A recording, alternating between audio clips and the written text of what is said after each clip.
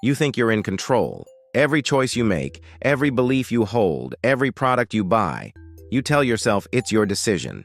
But what if I told you that, almost every day, you're being manipulated in ways so subtle, so invisible, that you don't even notice? And the scariest part? Your brain actually cooperates with the manipulation. It welcomes it. Because the truth is, we are all far less independent than we think. Let's start with something simple. Have you ever walked into a grocery store and felt like you were just browsing, only to walk out with way more items than you planned? That wasn't an accident. The store is designed to guide you. The smell of fresh bread at the entrance, the soft music that slows your pace, the candy positioned right at eye level. None of these things are random. They are subtle manipulations. You don't question them. You don't even notice them. But they shape your behavior. And it's not just supermarkets. It's everywhere. From the ads you scroll past on your phone, to the wording of news headlines, to the way people frame conversations with you. Subtle manipulation is woven into daily life. The scary thing is, it doesn't feel like manipulation. It feels like choice. That's why it's so powerful. Psychologists have studied this for decades, and one of the most unsettling findings is that our brains are shockingly easy to steer. We believe we're rational, but we're not. We think we analyze information logically, but most of the time we don't. Instead, we rely on shortcuts, mental habits that save energy. These shortcuts, called heuristics, are incredibly useful. But they're also the backdoor manipulators use to control us. Take the anchoring effect, for example. Imagine you're asked if the Mississippi River is longer or shorter than 2,000 miles. Then you're asked to guess its actual length. Most people give answers close to 2,000 miles, even though the real number is more than 2,300 miles. Why? Because your brain anchored itself to the number presented, even though it was arbitrary. That's subtle manipulation. The first piece of information frames the way you think, without you even realizing it. Or consider the power of choice architecture. Have you ever noticed that when you sign up for a subscription, the recommended plan is highlighted? Maybe it's in a bigger box, maybe it's colored differently, maybe it even says most popular. That's not neutral. That's a nudge, a gentle push designed to make one option feel safer, smarter, or more socially acceptable. And more often than not, you pick it. Now here's where it gets darker. Manipulation doesn't only come from companies trying to sell you something, it also comes from the people around you. Think about the last time someone started a sentence with, "Everyone agrees that," or "You'd be crazy not to." That's subtle manipulation too. It frames your decision in terms of what's normal, acceptable, or sane, and suddenly you feel pressure to comply. It's not an argument, it's a trap. The most dangerous form of subtle manipulation, though, is emotional.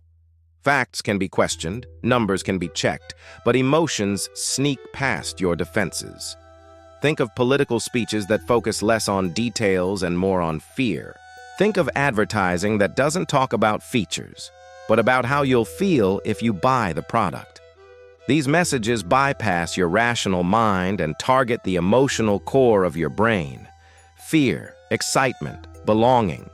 These feelings push you into decisions before you even realize you're being nudged. And here's something uncomfortable.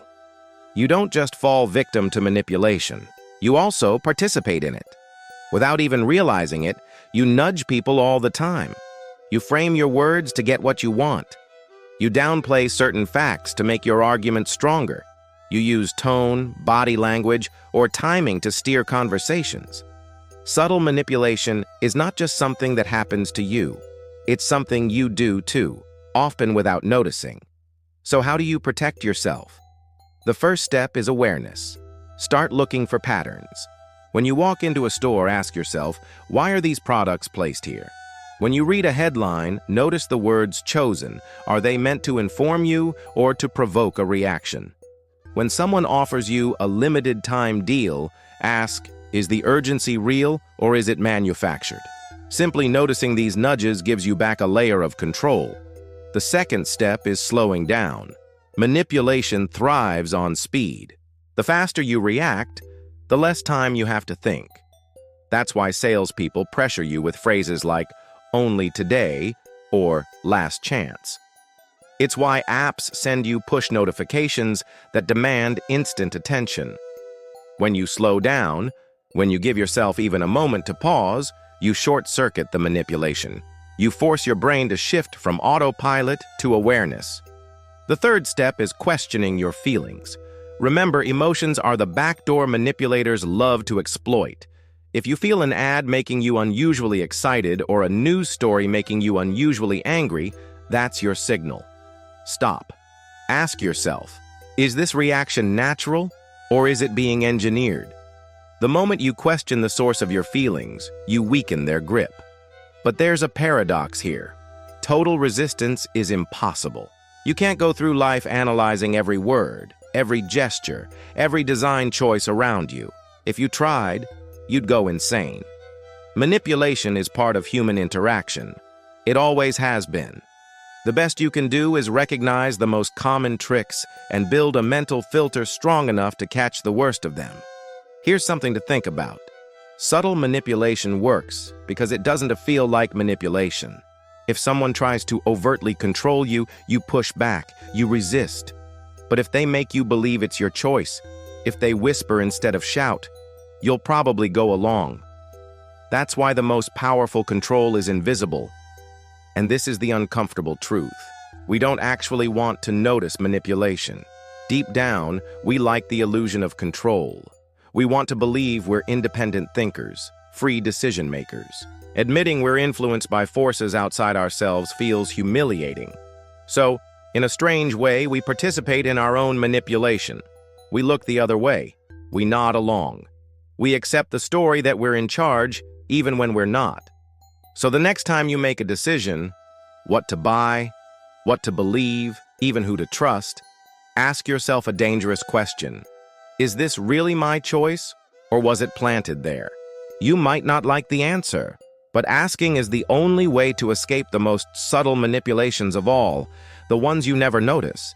And if you thought this was unsettling, wait until you discover how your brain can create entire memories of events that never actually happened.